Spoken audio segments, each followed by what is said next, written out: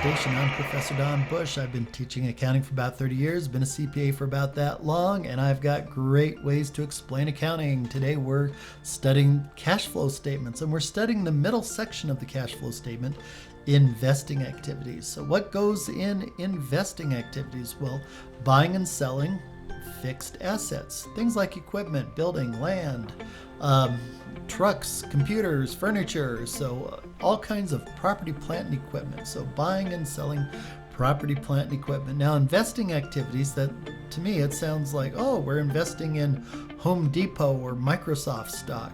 And that can be the case, but more generally, it's investing in ourselves, buying property, plant, and equipment for our business. So let's see how this goes. So here's what you need to do this.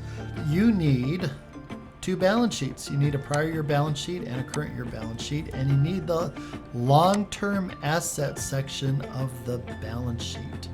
And also you're probably going to need more information too, so in order to figure this out. Now this is a very easy section, but it can be deceptive, so you need to be cautious and go a little slow. If you go slow, you'll get it right and it won't be any big deal at all. So coming down the list of accounts on these balance sheets, well, we have equipment, and equipment started out being $15,000 at the end of the prior year. At the end of the current year, it's $17,000 for an increase of $2,000. So you have to wonder, okay, something happened with equipment. And it's okay to assume at the start here, well, they probably purchased equipment. So we need to find out for sure, what did they do with this equipment? And that's where the other information comes in handy. Now, this other information can come from the general ledger accounts. You might look in the general ledger. You might talk to people in the company and find out what happened. You might look at documents and try to figure out what happened.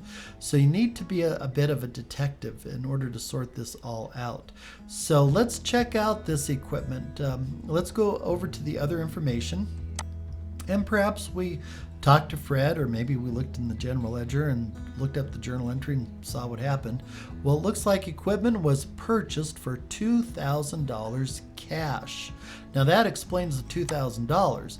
Also, since we're doing a cash flow statement, that $2,000 cash will go on our cash flow statement.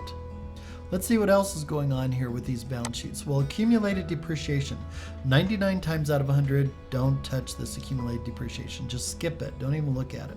The reason why is because we get depreciation expense off the income statement, and it's depreciation expense that we're really interested in. And that depreciation expense goes in the operating section of the cash flow statement. So accumulated depreciation, we really don't need it. Now, sometimes in your textbook, authors of textbooks make up problems where the only way you could figure out depreciation expense is to look at accumulated depreciation, and that really isn't that realistic. So we're just going to skip it. So buildings, looks like buildings at the end of the prior year was 50 grand. At the end of the current year, 50 grand. Nothing happened here. So we don't have to worry about that account. Accumulated depreciation for buildings. Well, it's the same story as accumulated depreciation right up there above.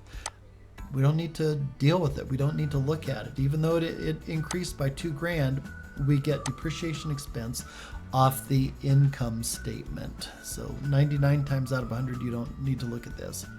Land, see what happened to land at the end of the prior year, 30 grand. At the end of the current year, 30 grand. Nothing happened.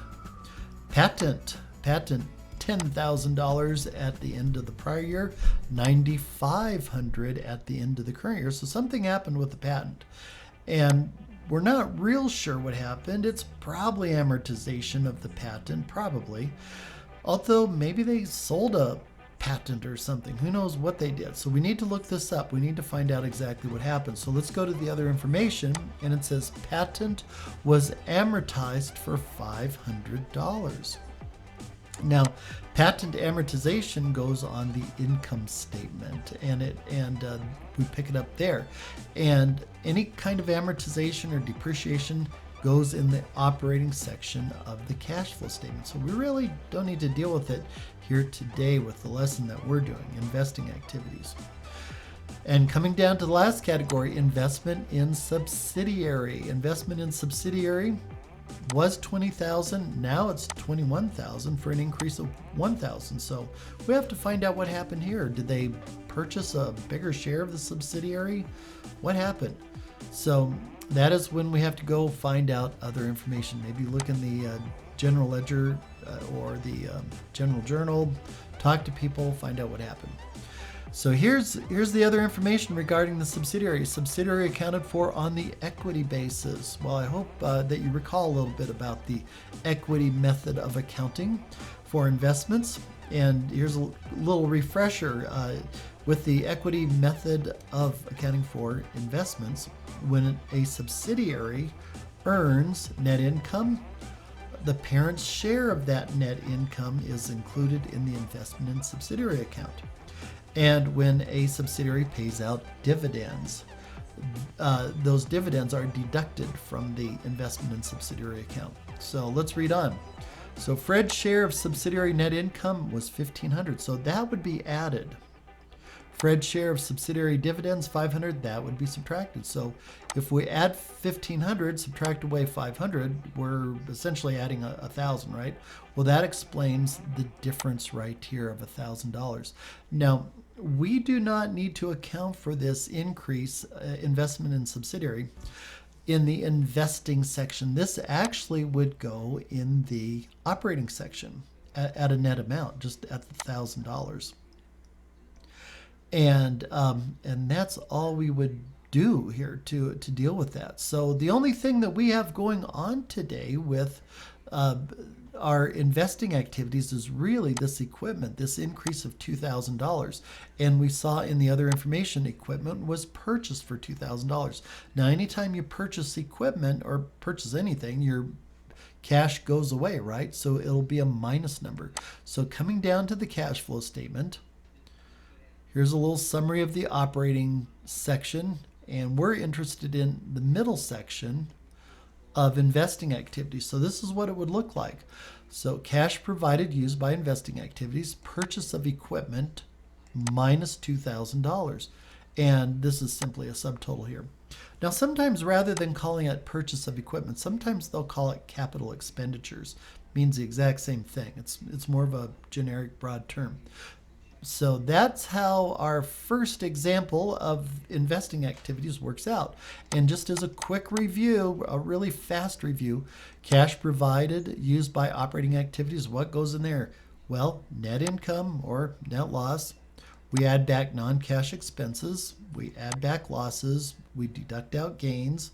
We have to look at the current assets and figure out, did the current assets go up or down, and act accordingly.